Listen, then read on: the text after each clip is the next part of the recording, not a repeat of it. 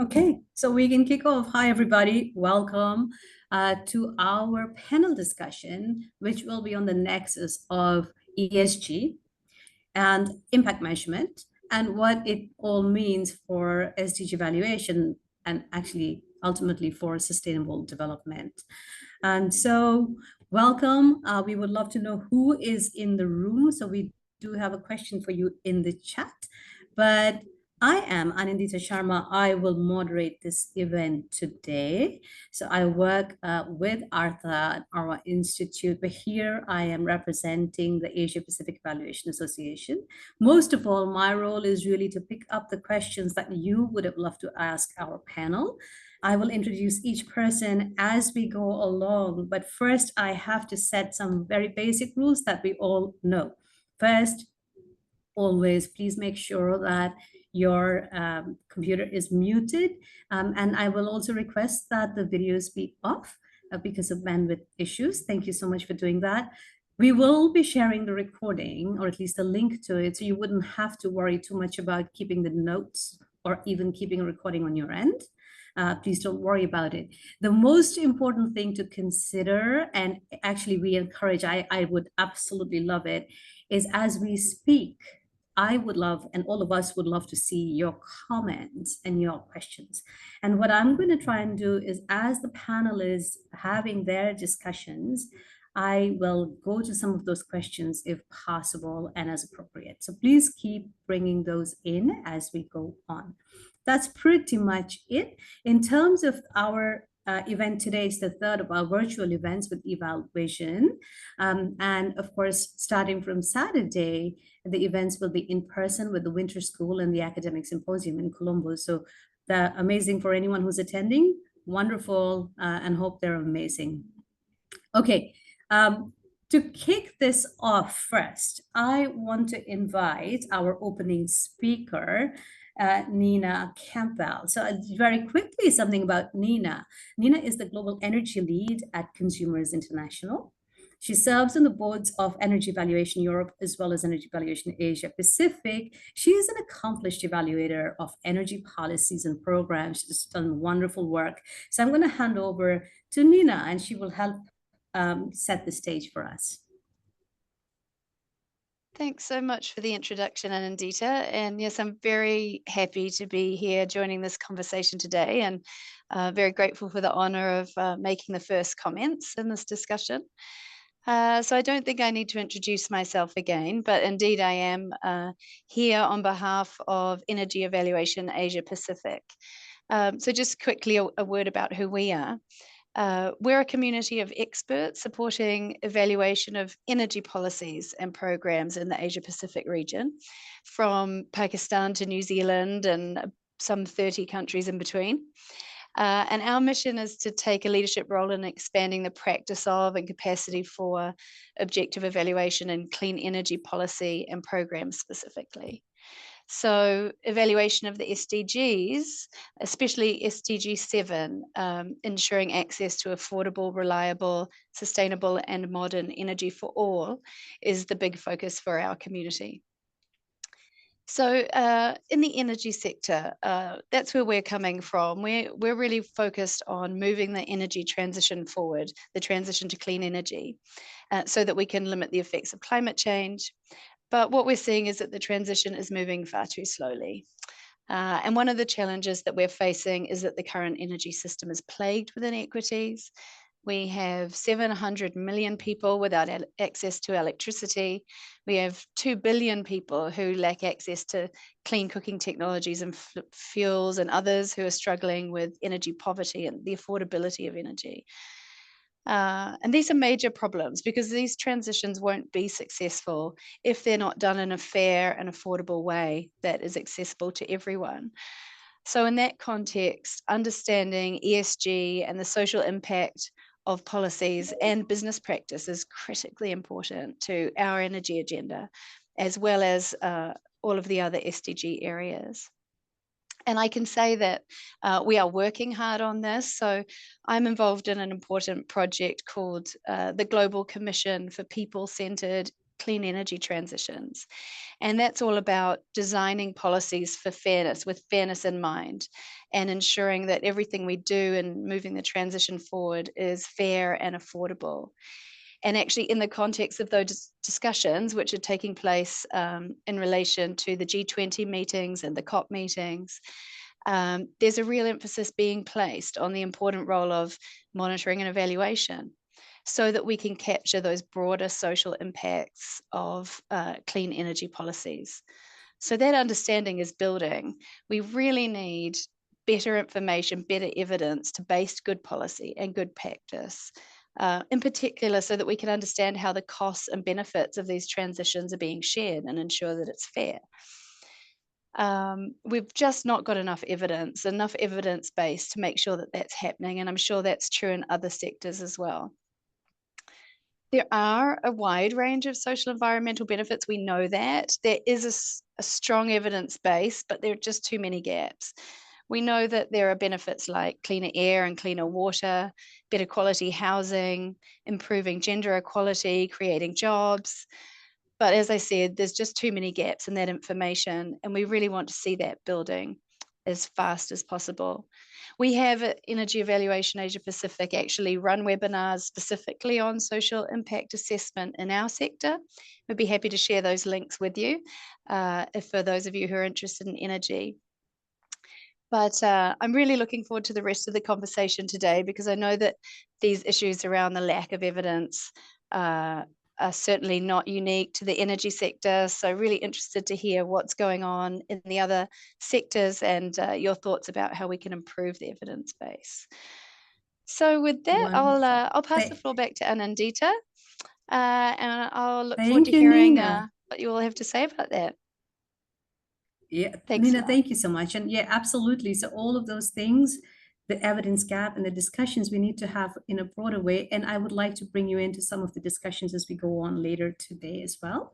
Sure. Nina brought up a few terms I think we all know, but for the purposes of this conversation, I want to make sure we're all using the same terminology and understanding it the same way. So for the purposes of this discussion that we're going to have today, I'll just redefine a few things you may already be aware of.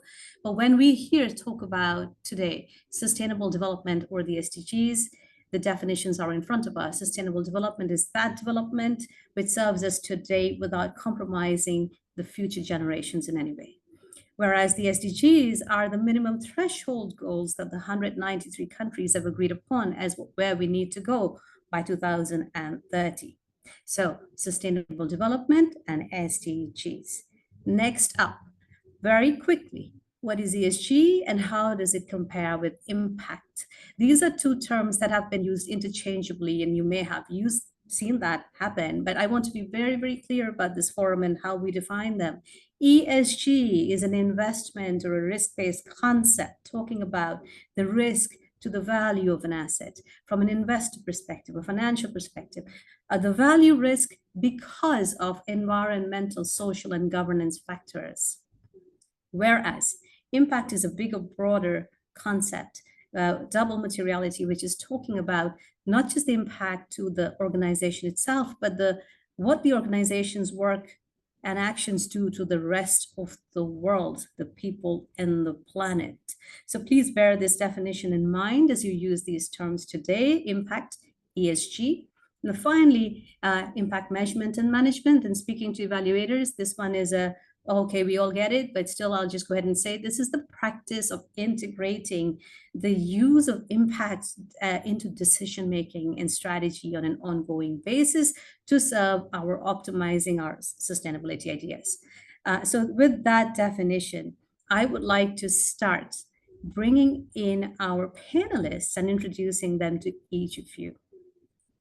And first, I would like to invite Zola Gunbold. And very, very quickly about Zola, she is a very experienced professional with more than 15 years in different verticals in the private sector as well, I think in the multilateral sector. She is a certified ESG analyst. We just used the term a few seconds ago, and she leads the impact investment initiatives at Ashid Asset Management in Mongolia. So Zola, please say hi, and one quick 30-second question for you. How does your work relate to the topic we are going to take on now? All right, thank you, Andika. So as an impact investor, aspiring impact investor, we need to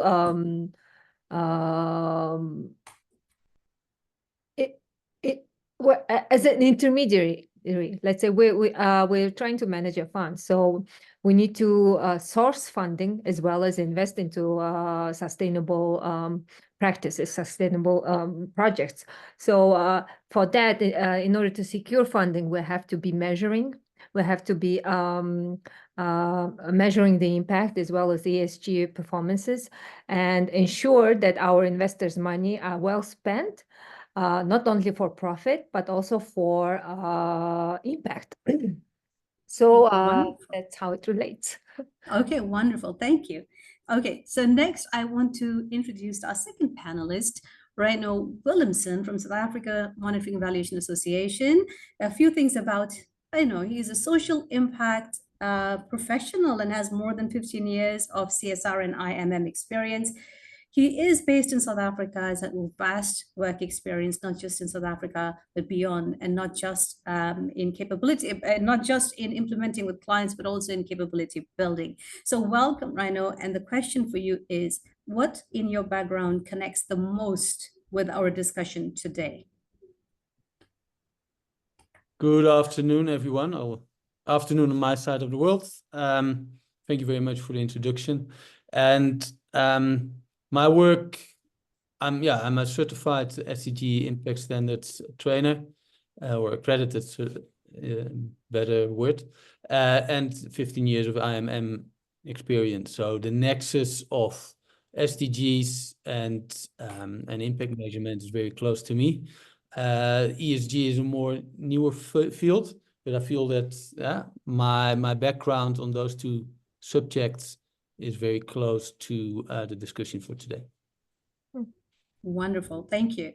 Okay, the next panelist I want to introduce to everybody is Katsuji Imata, the Vice President of Japan Evaluation Society, and the President of SIMI in Japan. So a few things about Katsuji.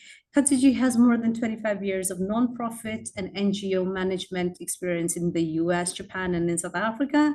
He, with all his work, promotes the role of IMM in financial sector, corporate sector, and in the social sector. And he serves on plenty of advisory and other bodies as well to further this work. Katsuji, which specific aspect of your work is most pertinent to the discussion we're having today? Thank you, Anindita, for your introduction. Hello, everyone. I'm Katsuji. To answer your question, maybe I think the challenge for us, at least from where I stand, is really try to bridge the divide, so to speak, between the investors and financial institutions who are really keen on moving on from just the ESG to impact investors in particular, and the evaluation world, who of course are familiar with the evaluation approaches, theories, and different practices. But I think to me there is a gap between the two. Thank you. So let's go to our final panelist, and that is Natalia Aquilino. Natalia is joining us from Argentina today. She's the Vice Chair of Latin America Caribbean Evaluation Network. She has a very vast and deep work experience, not just in Latin America, but also in London and other parts of the world. She's worked in the public sector, in the multilateral organizations, and in academics. So welcome, Natalia. And the question for you is, which is the one role in your past that connects most with our discussion topic today?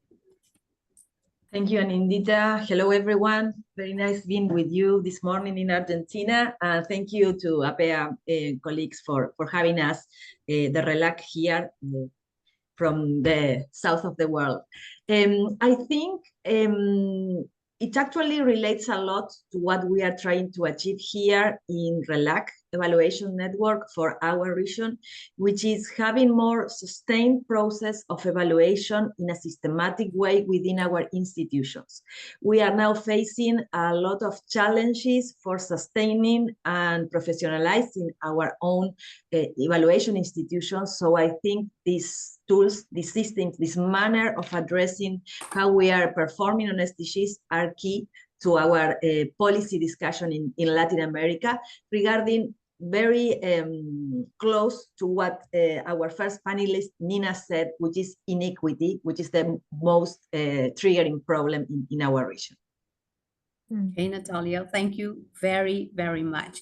Okay, so to the audience now, we're going to go to a panel discussion, which will be about 30 to 35 minutes, and then we have Q&A with you. So here's what I'm going to ask of you. As we speak, please chat in your responses, your comments. So there will be a question I will ask. If you have a response to that, by all means, chat that in.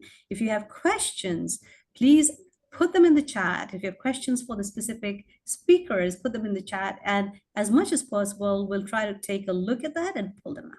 Yeah, the conversation will be a flow. So what we would love to do here together is have a proper discussion where we look at different perspectives and see things from different perspectives and kind of see where we are. The objective is, one, to have a great conversation, and B, to see where we really are and what can we do immediately. And so with that, I would like to bring up our very first question. And the question is going to be this. We are not going to make the 2030 agenda. It's been said that the future, the outlook is very bleak, and only 17% of these are on track as per the 2024 SDG tracking report.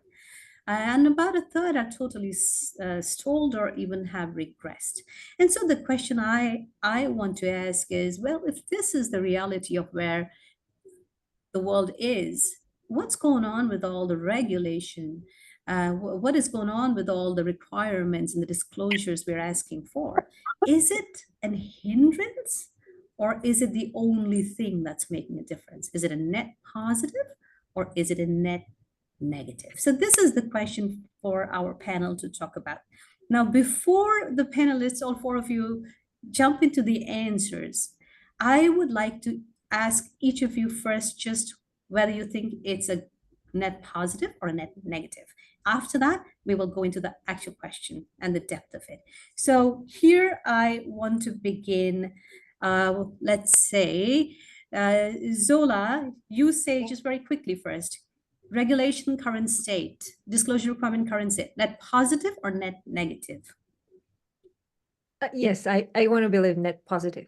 Okay, Natalia, net positive, net negative?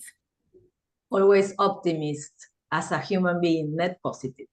Katsuji, net positive or net negative? Net positive. Okay, Reino. I like the positive here. There's yeah, it's very close, but very close. You're like, I'm not sure, but I'm pushed to 51-49. answer 51-49. Okay, so in the chat for whoever is participating, if you have a perspective on it, show us your perspective. Do you think this is a net positive, or do you think it's a net negative? Okay, so let's go back to our panelists here, and I want to begin first. Maybe I would like to begin here. Natalia, you go first. Net positive. Okay. Why?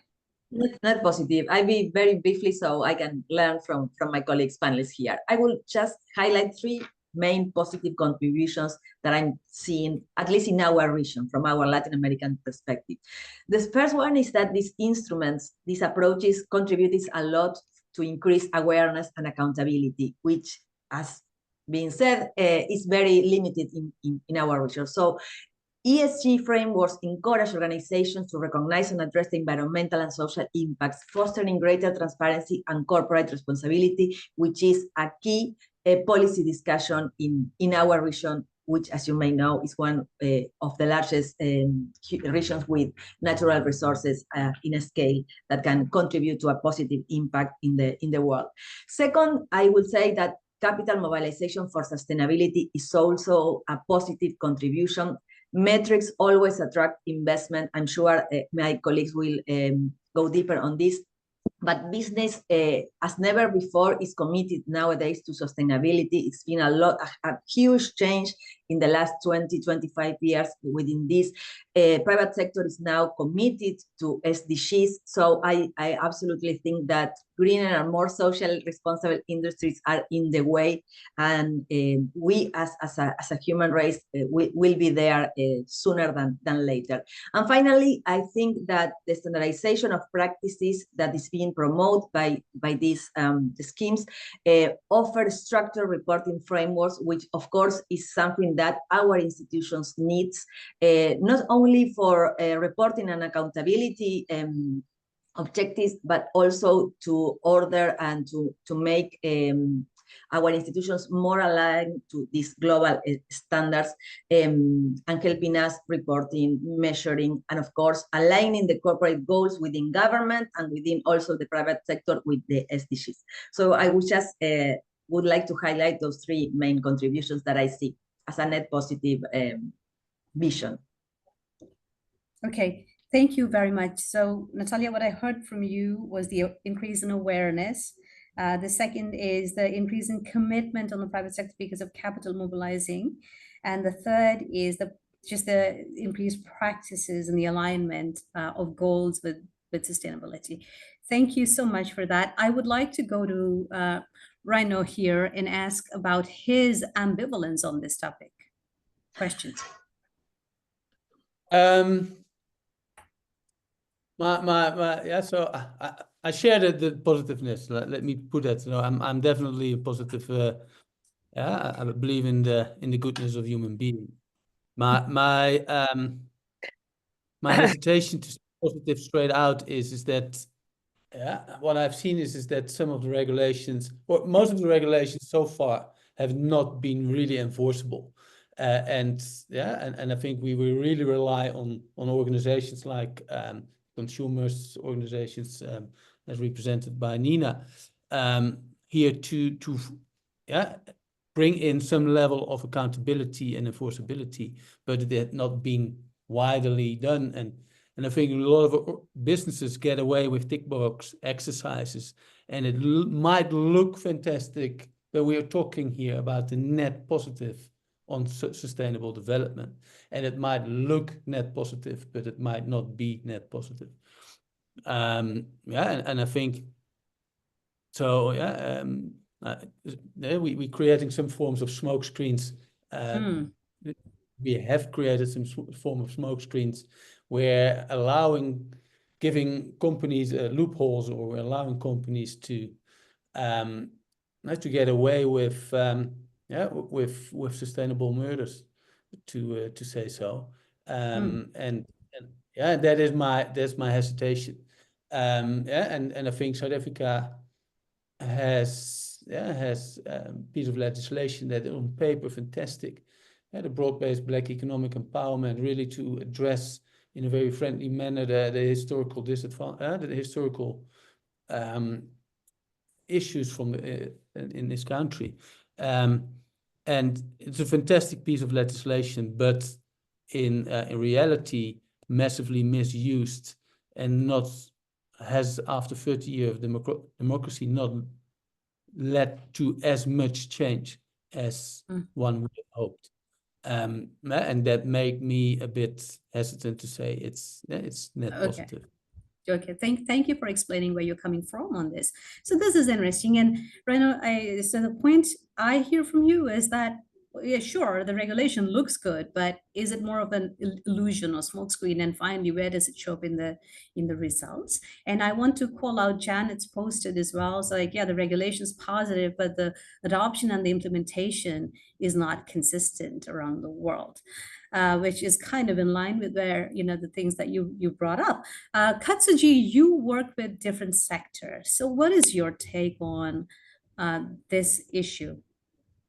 Well, I said net positive, but you know, to me, it's a necessary but not a sufficient, you know, set of items that we're talking about when we talk about the regulations. Regulations can never fulfill the goals by themselves because it's just a carrots. I mean, it's just the sticks, and then people don't like sticks and sticks and sticks, and then people try to really, you know, stay away from it. So I think what we are seeing, you know, especially in the impact investing, is really more like a voluntary mechanism or incentive, a set of the incentive mechanisms by which people try to do good, you know, while doing well at the same time.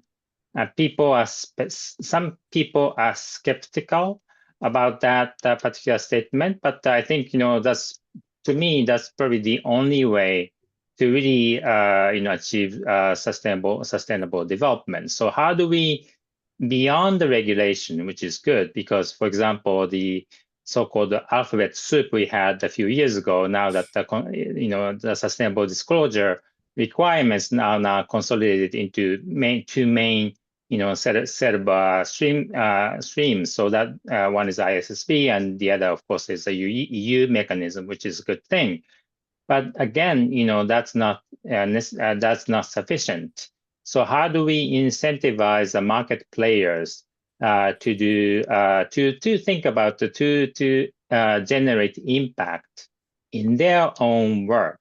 Not so much because it's responsibility, but because it makes sense. It does good for their work. You know, how do we convince those players that you know, trying to generate impact is also good for your business? I think it's a challenge, but that's something that we are working on. That we do need to strengthen that kind of work. Okay. Katsuji, that's a good point. And I would love for us to hold on to that thought because I want to bring that point up on the next question. But very quickly, I want to go to Zola and ask her for this particular question about her perspective. Zola, is there something you want to bring up that maybe hasn't come up yet that you're seeing?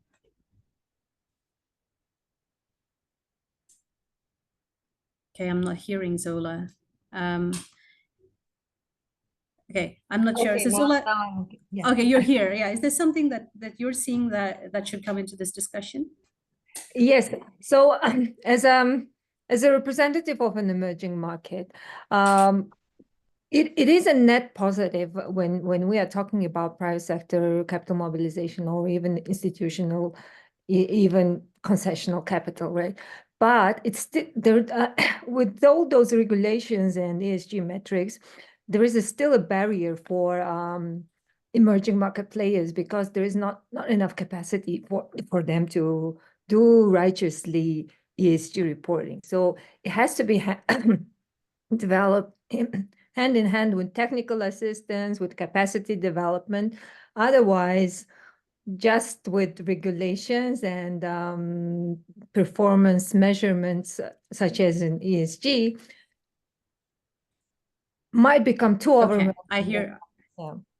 Okay, and this is good because when we get to the latter part, I would love to come back to this point about what else needs to happen. So I want to move on to the thing that Katsuji brought up because it really ties into the next question that we have here, which is, well, what's supposed to happen then, right?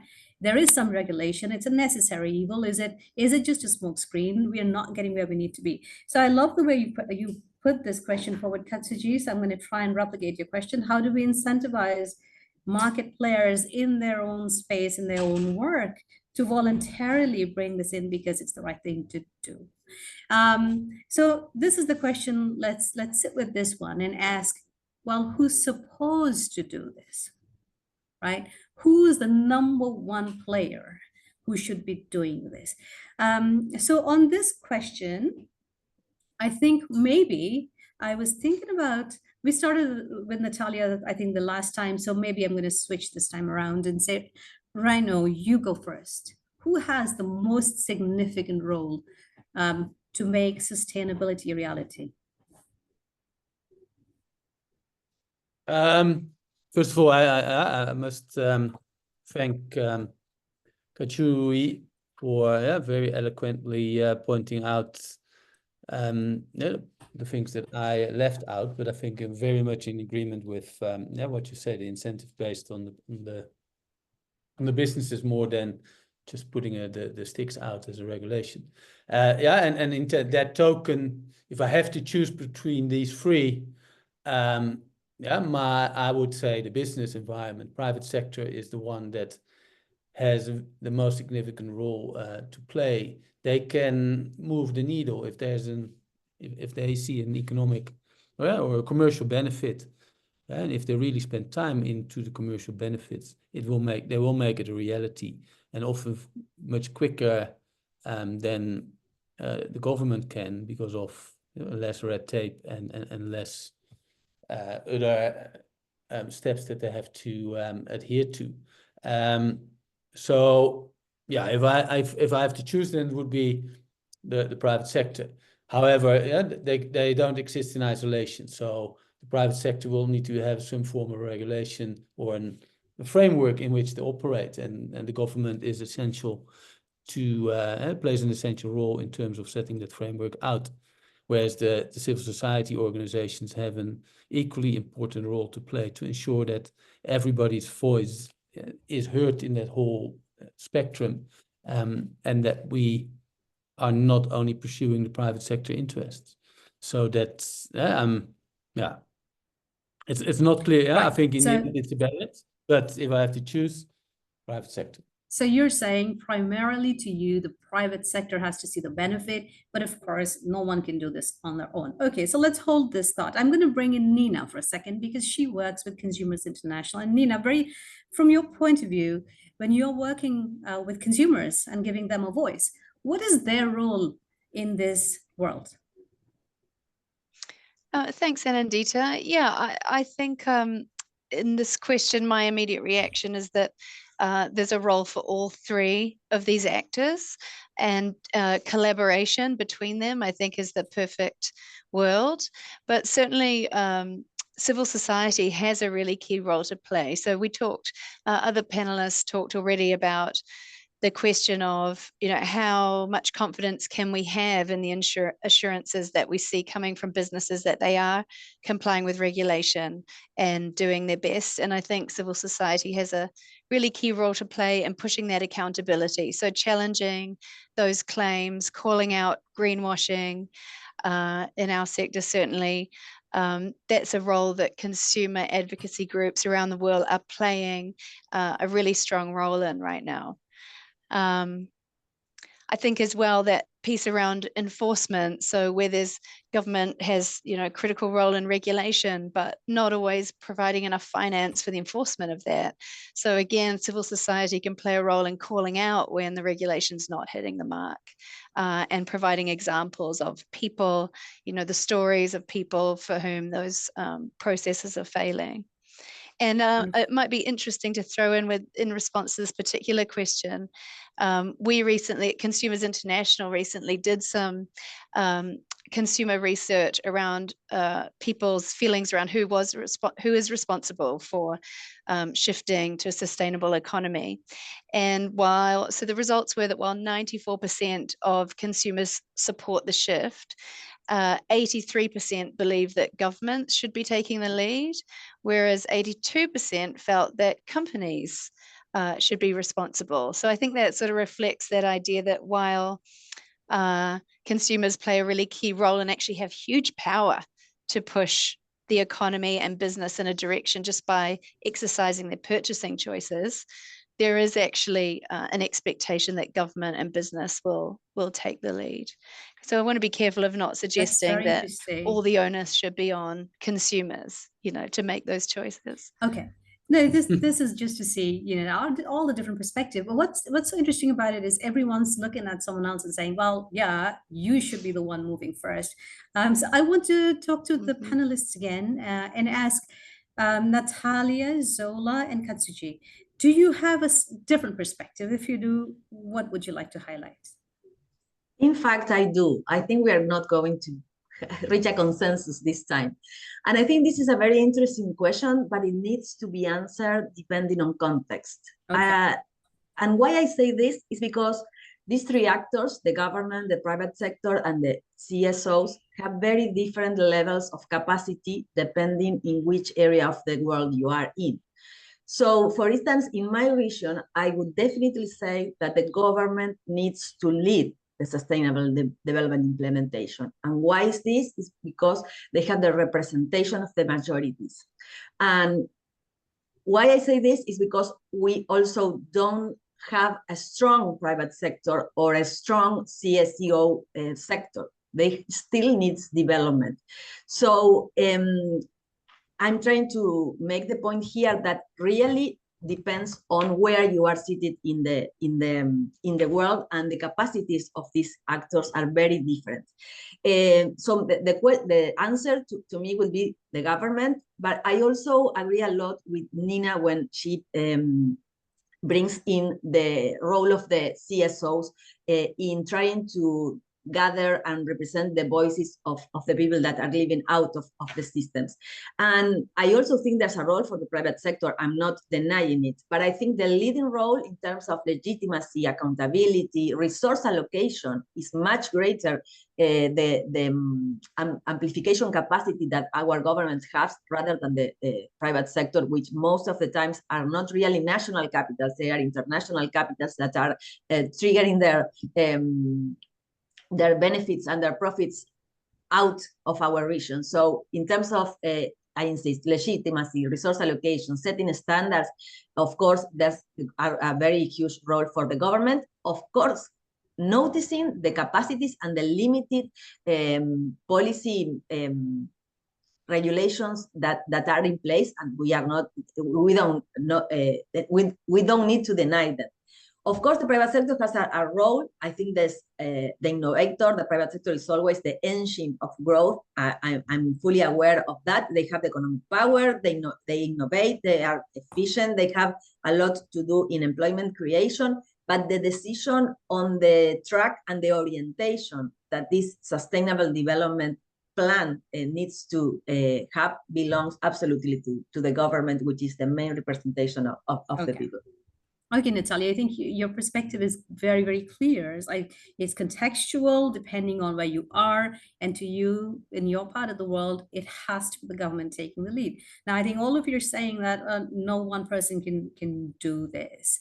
But it is a very interesting question, because ultimately, where does the individual ownership come up is something we need to see. It's like, who feels it? Who does something about it? And there are a few comments that have come up as well that I want to point out. There is I think Kasuna had a comment about policy just going backwards in certain places as it pertains to sustainability, right? And what can be done in that situation. Or when back to policy is thinking about economic terms and weighing it perhaps a little bit more. Again, a country serves a lot of people, so it's, not to judge it in any way, but just saying that there are lots of complications that have also been pointed out in this chat itself as we talk about the government's role.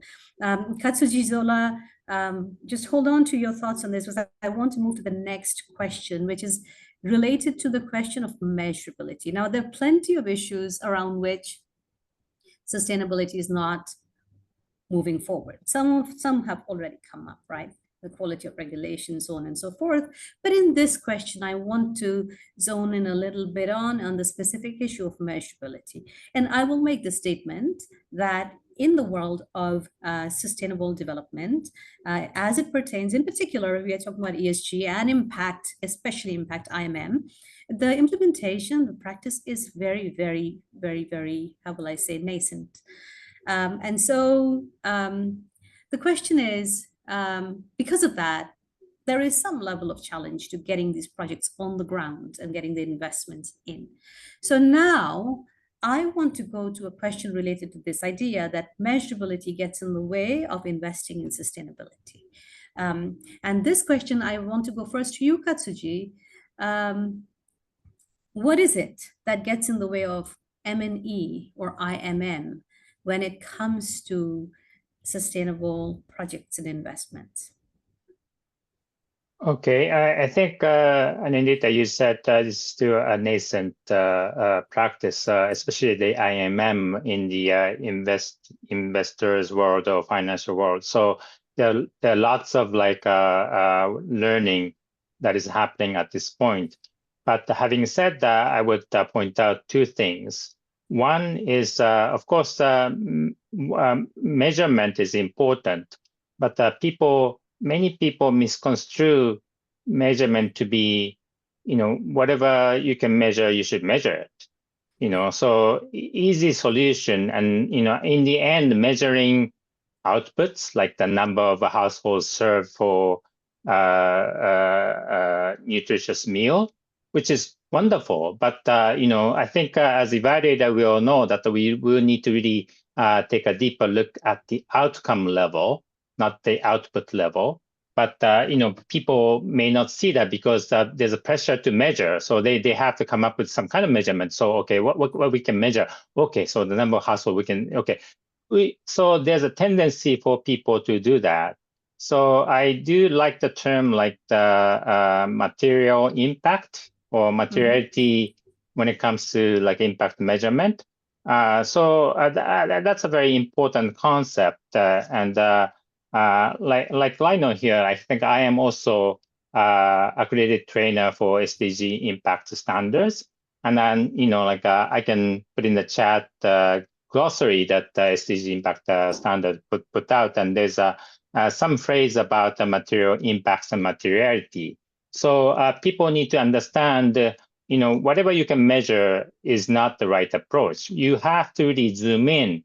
What is important? What is material in the IMM? And then decide on what you should just measure. And then, if it's something that is not easy to measure, then you might have to turn to evaluation expert to really look for good proxies.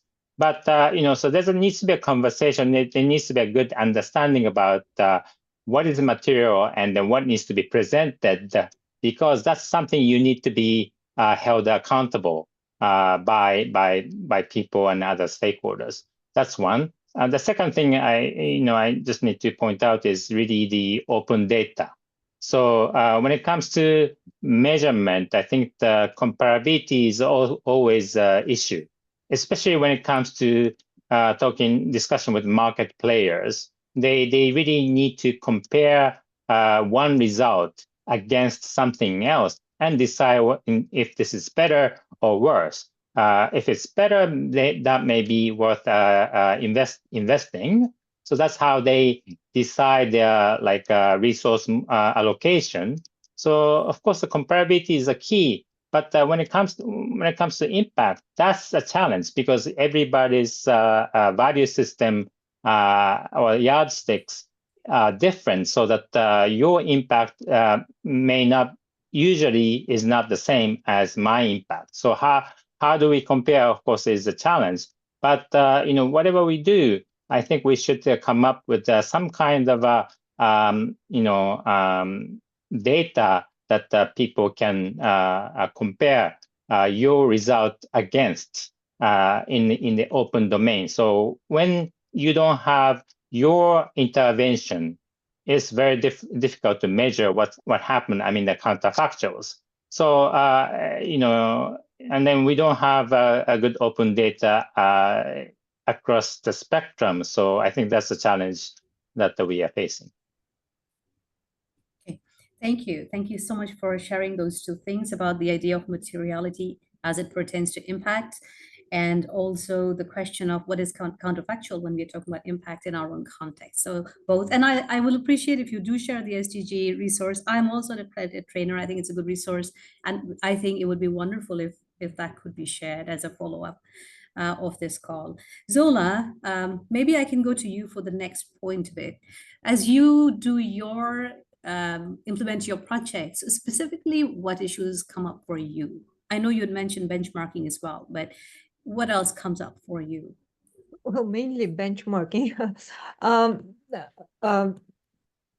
yeah, well, gathering the data is one issue. Another is quality of the gathered data. So unless you go and gather the data by yourself, you can't really rely. I mean, you have to rely, but still you have to go and make sure that the data quality is up to the standards.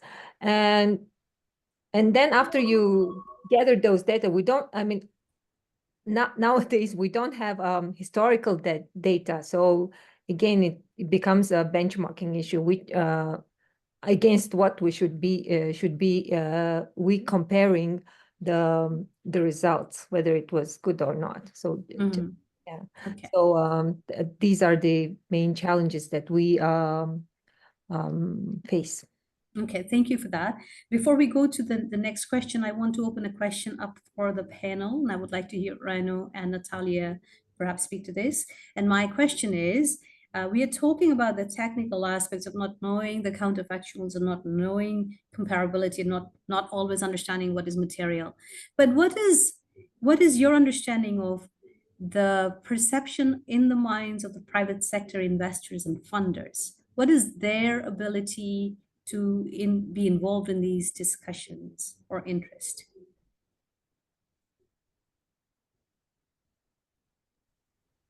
Who goes first?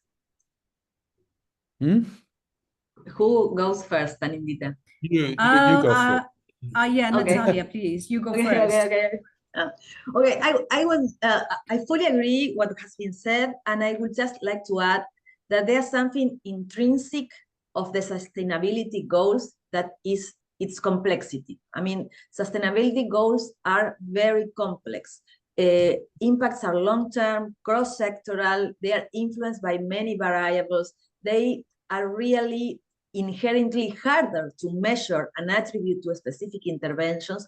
And I think we need better frameworks to make possible for the private sectors to measure. I mean, this factor that just was mentioned about the impossibility of building the contrafactual is key in this kind of context and in this kind of capacity stage of development within the private sector organizations, at least in my region. So complexity, I would say, is key. Open data, as have been mentioned, is also an important thing that we need to underline. And of course, data quality and accessibility, not only open, but also quality data is often incomplete, outdated, not accessible, not aligned with organizations' goals, and sometimes also monitoring and evaluation frameworks rely on self-reported data. And this is many times biased, is inaccurate, and is not strong enough to build, to address this complexity. And finally, most of the times, as I see it, at least from our perspective, there's also a lack of alignment with decision-making. In some cases, monitoring and evaluation data is not integrated into other systems like ERPs, CRMs, and it's like another yes, it's another layer in decision making that is not really connected to the core of business. So this is reduces the relevance of measuring impact within this organization.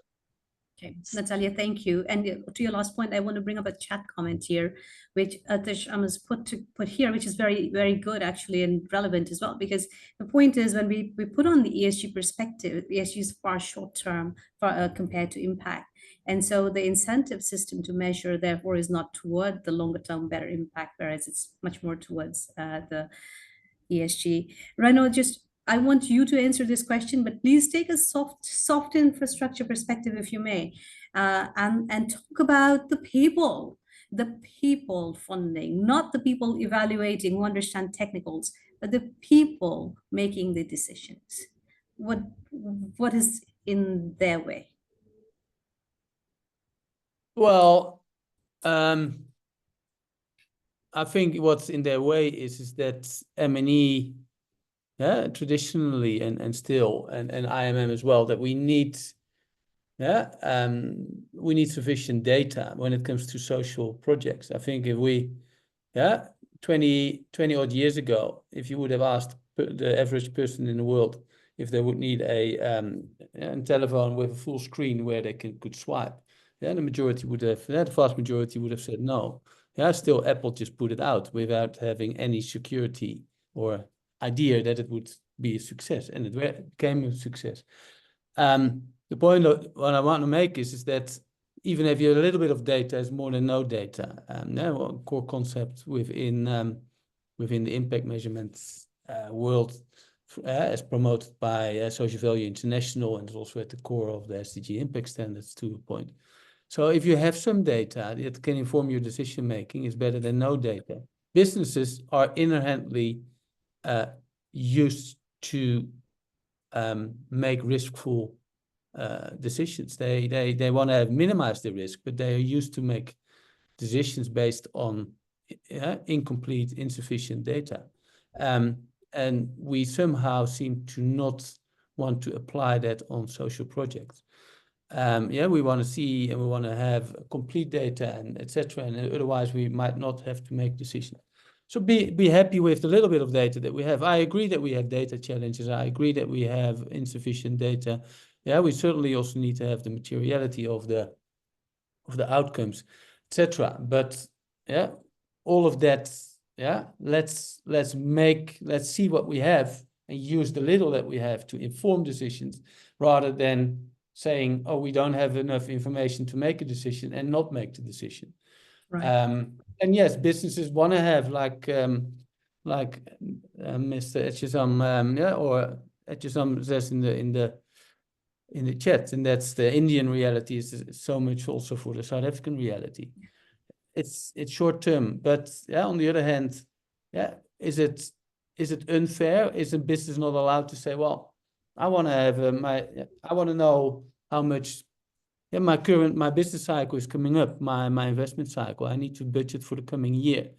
I need to know whether that project is actually worth continuing investing in or not. Right. Give me an indication. Absolutely. It doesn't have to be perfect. Yes. But so if I have no indication, I'm guessing. Can I reduce my guess and inform my decision a little bit more? Yeah. So moving toward action, and I think what you're referring to is this whole idea. I think if it's good enough to make the decision, it's good enough. It does not have to be perfect. So just moving along. Yes. There's definitely a place for very solid information. But that is not for the business world. That is in the academic. Yes. I think the academic world is designed to do those longitudinal studies, those double-blinded to but not a business. But not a business. Yes. Business can take that information and inform their decisions to make better decisions. But they're not primarily the one that should fund those longitudinal studies. That's my opinion. Okay, no, thank you for that. So I'm going to wrap this question up just a bit. So there are obviously all kinds of issues. And at the end of it, we need to work within the business context the best we can. And there are issues around creating new, I really like, Natalia, to see, well, what kind of solutions are appropriate for businesses?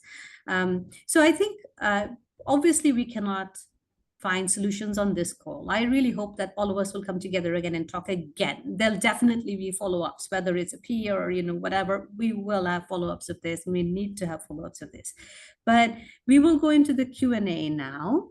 And I'm going to ask everybody in the audience to start throwing in your questions so that we can have a 5, 7, 10-minute discussion about it. But as you think about your questions, I'm going to ask the panelists to think about one thing they want to leave behind, i.e., it's like, what's the one thing, one message that you want to share about this topic, about getting to sustainability, about your work? one thing. Take 30 seconds to think about it, and maybe a 30-second answer. In the meantime, the audience, all your questions, I'm looking at the chat, I'm not seeing enough questions come in, so I want to see more.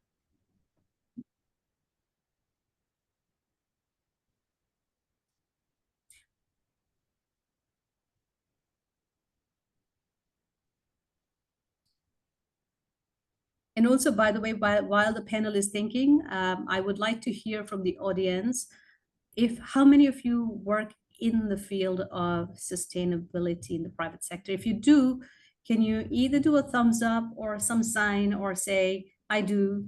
So let me get a sense of who's in the private sector in sustainability. If you're in sustainability, but in a multilateral agency, just drop that, just say where you are, what you do. And I'm gonna go to our panel. Okay, Cousin says you're not, okay. So to our panel, your one message that you really want to share today. I would like Zola to go first. Zola, please. Okay, so if there are people who are from private sector and they spend money on CSR activities, I just want to say that maybe better to spend on corporate sustainable investment, making sure that the whole value chain is sustainable rather than just spending the money and making it as expenditure. So maybe investment is better option. So Okay. food for thought. So, all right, food for thought. Thank you. Natalia. I would say that the main message I would like to give is that sustainability and IMM must go hand in hand. As I see it, impact measurement and management is the bridge that connects the vision that we have in our institutions to the action, ensuring that sustainability initiatives deliver real and lasting results. So I think there's a big connection and a big alliance that we need to maintain there and to build there, because with strong IMM, sustainability becomes actually actionable and I would say material, as it was mentioned before. So my message would be a call to action, and that I wish every sustainability project, whether led by governments, the private sector, or the civil society, must integrate IMM as a non-negotiable cornerstone. And measuring impact is not an administrative burden. We need to not see it as that anymore, but it's a strategic tool that ensures we are creating the future that we envision for our communities. Okay, thank you. Rhino. Great. Yeah, I really love what Natalia said. Fully in agreement. My very simple message would be, get started. It looks overwhelming, but I think once you dive in and you have an anchor point, you will start unpacking. And so get started, and don't expect to have the solution within an overseeable time, a small period of time. It's a process that will unfold, and it might never fully end. Like your business development probably will never end, and your HR, and you will. It becomes a business function, or an organizational function. Maybe it's not only for businesses. So get started, dive in, start small, but get the hook and take it from there. Okay, thank you. And then Katsuji. Yeah, since this is an evaluation conference, I think I would like to also do a call to action like Natalia.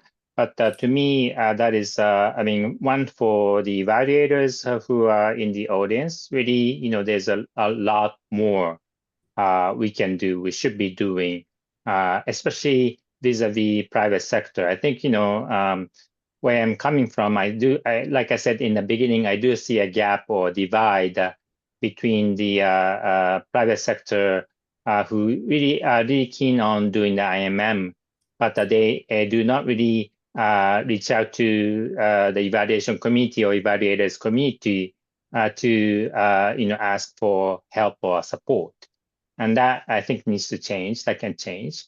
And so conversely, if you are outside of the evaluators or evaluation committee, ask for support, ask for help, because they have a lot to offer, not just about the measurement and not just about the technicality of quant and qual, how to measure things, but the evaluators do offer more than that, such as setting the right evaluation questions, doing the evaluability assessment, and also like infusing the stakeholders with the evaluative thinking. All these things are very important for doing the quality IMM, which I don't think has not been fully recognized, and that should be recognized, and we have a lot to play.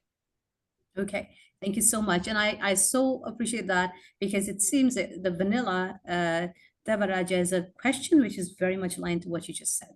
So Vanilla's question is, some perceive IMM and MNE to be different from each other, and they say that IMM is more advanced than MNE. Is that true? Katsuji, could you set the record straight? Well, I mean, I would say, no, I don't think IMM is more advanced than M&E. I think that the genesis is different. The M&E really comes from the evaluation world, and then it came from doing the evaluation of the government or public sector funded project or foundation funded project, usually more like a grants and subsidies. But IMM, I think the terminology also started in the impact investing world. So it's more like how do we do the management and measurement of investing or the funds, that the investment funds. So I think the genesis is different. And also the focus areas are slightly different, as the term IMM speaks about. It's more focused on management. I think Rhino has a very good point that some data, some information is better than no information, because people in the private sector have the kind of pace of decision making, which needs to be on the spot, quick, and then you can't do a massive play with the massive amount of data to come up with analysis. Usually they don't have time. So how do we do the decision making, which is at the heart of management with a limited time frame, which is one example of the difference. But I think it's not one is better than the other. Thank you for clarifying that, the genesis and then the purpose. Okay, so we have another question, and I'll ask it to the panel, and whoever would like to speak up, please just say, just speak up. If there's more than one of you, we'll decide who goes first. So Junko Makinochi has a question. Using open data in evaluation is interesting. Could you share some best practices or examples to help us better understand how we can actually utilize open data, especially in impact investing? Would someone like to take up that question?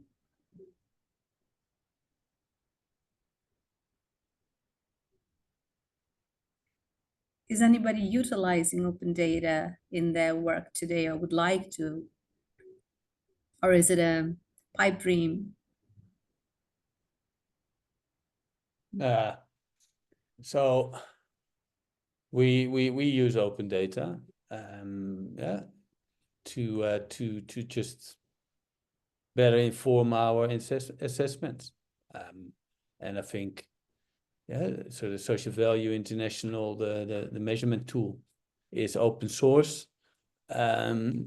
Yes, but and the data that we that's also used in the United Kingdom, but in South Africa also increasingly more open data tools available.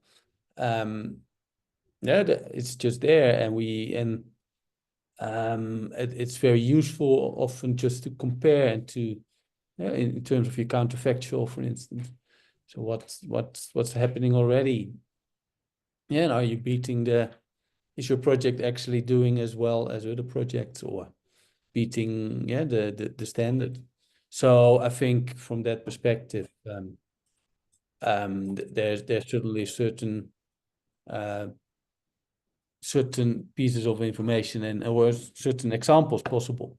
What is not available at all is or very little is that large the larger organizations and have their own tools and have their own protect their own data very much, and it would be great if they also shared that data.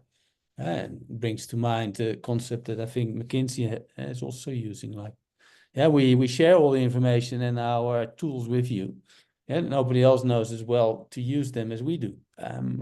So that's, there's no point of trying to keep it, share it. So that is still like, I think how I approach it and how I see it. Thank you, Reno. And there is one question, which is from Bimba. IMM is alien for most of our stakeholders, at least in Mongolia. Where should we start? Anyone give some ideas? And Bimba, we can follow up with other resources as well after this for everybody for that question. But very quickly to the panel, maybe one resource that you have used or you'd recommend to Bimba? I'll throw one in, Bimba. Impact Frontiers is a very good place to start. An impact management project. They have wonderful toolkits and frameworks. Okay. IRIS is also a very good database where you have most of the indicators that you would like to produce in your own organizations.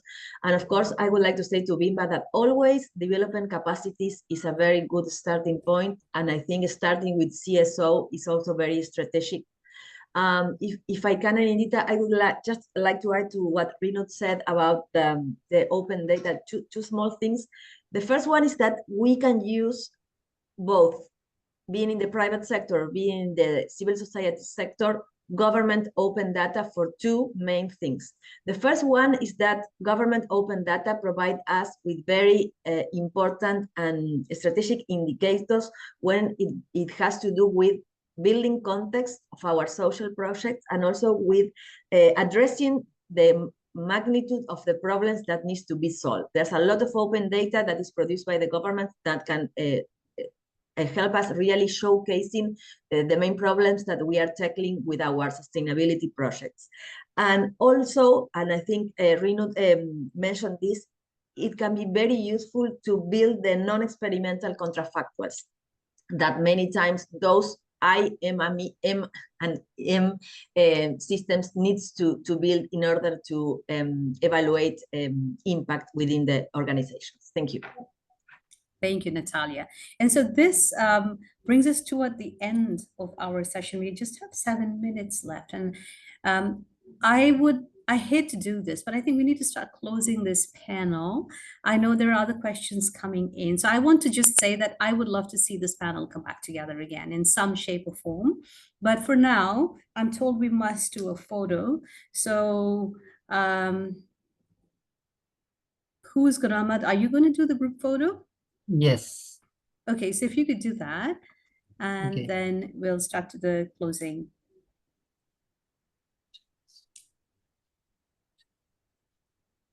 Okay, everyone, please open your camera.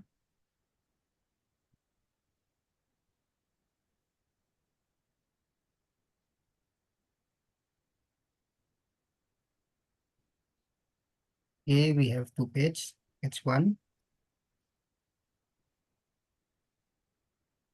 And page 2.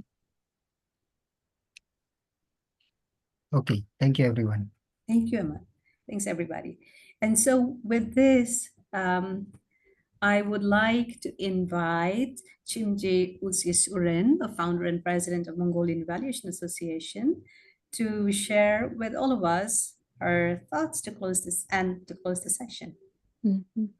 Thanks very much, Anindita. And first of all, I'd like to congratulate to all of our panelists for very rich discussion and bringing their own expertise from different regions. I would say it was a truly global panel from south to north and vice versa. So because of our very skilled moderator Anindita, who brought very thought-provoking, challenging 3 questions, I think there were some consensus, some diverse perspectives from each of our panelists, which made the webinar exciting. So to our first question, whether all these regulations and current instruments contribute in the SDG as a net positive or not, our panelists had the consensus, mostly saying it's a net positive, but of course with some flags such as there are some smoke screens and also but the reason the net positive is usually helping to raise awareness among public and building government, holding government accountable and bringing government's priority to more at the transparent ways and contributing to SDG, etc. And also Katsuji highlighted the regulations as sticks. So instead of, but that's why we need to also have voluntary incentives that would be maybe a better way going forward. Of course, there's also a challenge, especially in the emerging markets related to human resource and technical assistance, etc. So I would say the first question was very well covered with more consensus. And the second question was on who is the most significant role to make the sustainability reality. And there were some diverse perspectives. And of course, the government could be one big player because they bring the regulations and also giving the resource allocation, etc. However, the consumers and private sectors also the key role players in this, making the sustainable reality. And also, that consumer perspective was very, I think, interesting because they can play the role by choosing which product they use. So as a market regulation, I think that's a very nascent. And the last question was on the measurability. And then measurability is, as Anindita said, is an essence to the world of SIM. But not all the measurement is meaningful to the material. So the material impact and materiality are very important because these are the accountability at the end of the day. And of course, there are challenges because of not knowing the counterfactual and availability and reliability, quality data, and even the historical data lacking across our countries and regions, so that we lack the benchmark. To see the benchmark. But I would say what I was hearing from all of you is not let the perfect be the enemy of the good, right? So what we have, we work within that condition and make this world in better place. And lastly, all of our panelists called people to action, start anyway, and build upon the way. And the SIMM is not a negotiable tool for the sustainability, and it could be a good bridge to make the sustainability reality. And I really enjoyed all of your contribution, and thanks very much. Over. Thank you, Chili. Thank you so much for those closing comments. I am going to call this to a close with a really warm thank you to all of you. So Katsuji, thank you. Natalia, thank you. Reynold, thank you. Zola, thank you. Nina, thank you. Chimji, thank you. And everybody else from APIA, everybody who sponsored and everyone who was here today, thank you so much for participating. I can almost commit to you that this is going to happen again in some shape or form. We will meet again and we will continue this discussion. So with that, everybody, we'll meet again. Anyone, so just technically, APIA always has call for papers open. If you want to write in something, please go ahead and do it. And we will keep seeing you at all our other events. Okay, it's time to close. We are 1 minute over, but such a rich conversation. Everyone take Thank care. you. Thank you. Great Thank you. job, Anindita, moderating us. Thank Great, you. great Thank job. you. And